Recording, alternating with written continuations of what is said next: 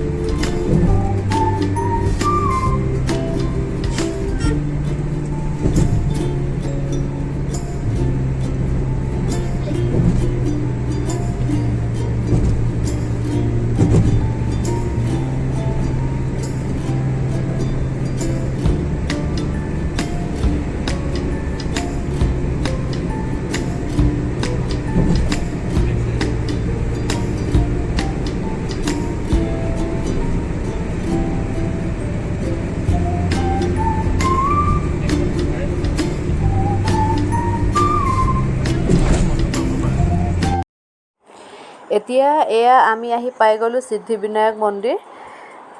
আপোনালোকে দেখিছে ইমান ইয়াত ভিৰ হৈ আছে, গোটেই ভিৰ দি বাট নোপোৱা অৱস্থা। আচলতে গণেশ চতুৰ্থী হৈ যোৱা মাত্ৰ 4-5 দিনহে হৈ গৈছে, সেইবাবে আচলতে মানুহৰ ইমান সমাগম হোৱা দেখা গৈছে। আৰু ইয়াত মন্দিৰৰ ভিতৰলৈ সোমাবলৈ এনেদৰে সকলোৱে শাৰী পাতি সোমাব লগা অৱস্থা হয়।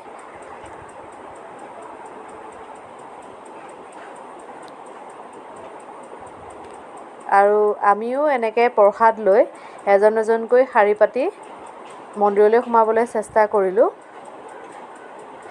কিন্তু যথেষ্ট ভিৰ হোৱাৰ বাবে মই যাবই নোৱাৰিলোঁ একেবাৰে ভিতৰ ভাগলৈকে।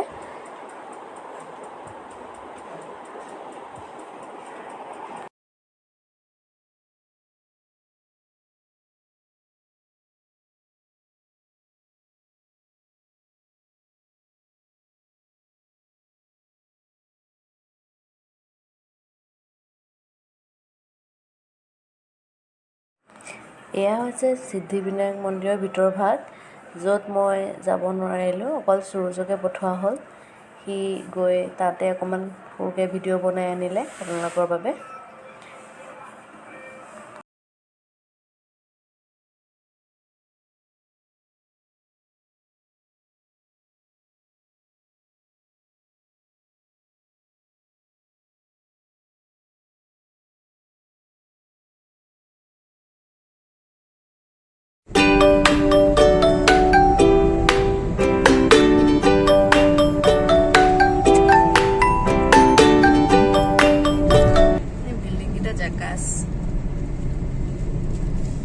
ৰাইজসকল, আজি আহি ভিডিঅ'টো শেষৰ অংশখিনি পাইছোঁহি। মই আৰম্ভণিতে কৈছিলোঁ যে আজি সিদ্ধিবিনায়ক মন্দিৰ যোৱাৰ দুটা উদ্দেশ্য আছে। প্ৰথম উদ্দেশ্যটো হৈছে আজি আমাৰ যুগ্ম জীৱনে 3টা বছৰ অতিক্ৰম কৰি 4 নম্বৰ বছৰত ভৰি দিছে, আৰু সেয়েহে ভাবিলোঁ আমি এনিভাৰ্চেৰীৰ দিনা সিদ্ধিবিনায়ক মন্দিৰৰ পৰা আহোঁ। আৰু দ্বিতীয়টো উদ্দেশ্য হৈছে সকলোৰে বাবে বহুত ভাল লগা কথা, বা এইটো কথা ক'বলৈ মই বহুত এক্সাইটেড হৈ আছিলোঁ। প্ৰথমৰ পৰা লাগি আছিল যে কেতিয়া ক'ম সকলোকে জনাম, কিন্তু আচলতে সকলো কথা প্ৰথমতে কোৱাটো ইমান ভালো নহয় আৰু ইমান জনোৱাটো ইমান উচিত নহয়। কিন্তু এতিয়া ভাবিছোঁ সকলোৰে আগতে কথাটো প্ৰকাশ কৰিব পাৰিম। কথাটো হৈছে মই জীৱনত প্ৰথমবাৰৰ বাবে মাতৃ হ'বলৈ ওলাইছোঁ আৰু ঋদ্ধিক 9 মাহৰ পৰা ডাঙৰ কৰিছিলোঁ যদিও সেইখিনি অভিজ্ঞতা অলপ আছে। ধৰক কেঁচুৱা কেনেদৰে ডাঙৰ কৰিব লাগে বা গা অসুখ হ'লে কি কৰিব লাগে, তাইক গোটেইখিনি দায়িত্ব মই কৰিছিলোঁ। কিন্তু হ'লেও মাতৃ হিচাপে এইবাৰ প্ৰথম মোৰ যাত্ৰাই হৈছে। গতিকে মই ভাবোঁ আপোনালোকে আশীৰ্বাদ কৰিব, মোক ভগৱানৰ ওচৰত প্ৰাৰ্থনা কৰিব যাতে মোৰ এই জাৰ্ণিটো সুস্থ আৰু সফলভাৱে পাৰ হৈ যায়। যিহেতু ঘৰৰ পৰা সম্পূৰ্ণ আঁতৰি আছোঁ, বহুতখিনি সমস্যাৰ সন্মুখীন হওঁ অকলে থকাৰ বাবে, কিন্তু হ'লেও সকলোখিনি নিজে হেণ্ডেল কৰিছোঁ। লগতে ঋদ্ধিও যিহেতু আছে, তাইকো চম্ভালিব লগা হয়। গতিকে গোটেইখিনি কাম এতিয়ালৈকে নৰ্মেলি চলি আছে, ডক্টৰৰ ট্ৰিটমেণ্টো চলি আছে, চব নৰ্মেলেই আছে। আৰু মই ভাবি আছিলোঁ যে মোৰ ডিউ ডেট অহাৰ আগতে মই এবাৰ সিদ্ধিবিনায়ক মন্দিৰ যাম, গণপতি বাবাক এবাৰ দৰ্শন কৰি আহিম, আৰু সেইটো এটা উদ্দেশ্য। সেই উদ্দেশ্যলৈও একেলগে দুইটা এনিভাৰ্চাৰী আৰু এইটো উদ্দেশ্য দুইটা একেলগ অকেজন মিলাৰ কাৰণে আজি গৈছিলোঁ। কিন্তু ইমান যথেষ্ট ভিৰ আছিল, যাৰ বাবে মই সম্পূৰ্ণৰূপে সোমাব নোৱাৰিলোঁ মন্দিৰত। সুৰুজে শৰাই আগবঢ়ালে, তাৰপিছতে সেয়া আৰু। কিন্তু হ'লেও যাবলৈ যে ইচ্ছা আছিল, গতিকে গ'লোঁ সিমানখিনি, তাতে মোৰ মনটো সন্তুষ্ট, ভাল লাগিল।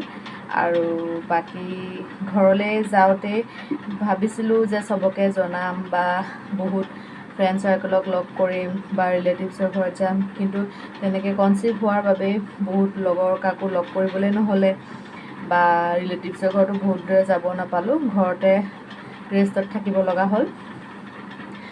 আৰু বাকী আৰু বহুতে সুধিও থাকে যে ইউটিউবত ভিডিঅ' কেলৈ ইমান দিন দিয়া নাই, বহুত দিন ফেচবুকত কিয় ভাল প'ষ্ট পোৱা নাই, এনেকৈ কমেণ্টো আহে, লগৰে হওক বা আগৰ একেলগে কাম কৰা কলিগবিলাকৰে হওক। সেয়েহে মই পুৰণা ভিডিঅ' কিছুমানকে ফেচবুকত আপলোড কৰি আছোঁ মাজে মাজে, কিন্তু ইউটিউবত ভিডিঅ' একেবাৰে দিব পৰা নাই, 4 মাহ 5 মাহৰ মূৰেহে দিব পাৰিছোঁ। কাৰণ আজিকালি ভিডিঅ' বনাবলৈও অলপ দিগদাৰ হয়, আৰু তেনেকৈ ক'তো যোৱাও নহয়, আৰু বনাবলৈ দিগদাৰ হয়, লগতে এডিটিং কৰিবলৈ এলাহ লাগে। সেইকাৰণে অলপ নিজৰে যত্ন ল'ব লগা হয়তো অকলে থকাৰ বাবে। সেয়েহে ইউটিউবৰ পৰা একদম ফালৰি কটাৰ নিচিনাই। তথাপিও জুলাই মাহত এটা ব্লগ দিছিলোঁ, সুৰুজৰ বাৰ্থডে ব্লগ। তাতে বহুতে সুধিছিলে ভিডিঅ'টো চাই যে আপোনাৰ গুড নিউজ আছে নেকি, কিবা ভাল খবৰ আছে নেকি, এনেকৈ তেতিয়া মই পাৰ্চনেলি মেছেজ কৰিছিলে বহুতে, মই কৈছিলোঁ, তথাপিও এনেকৈ প্ৰচাৰ কৰা নাছিলোঁ।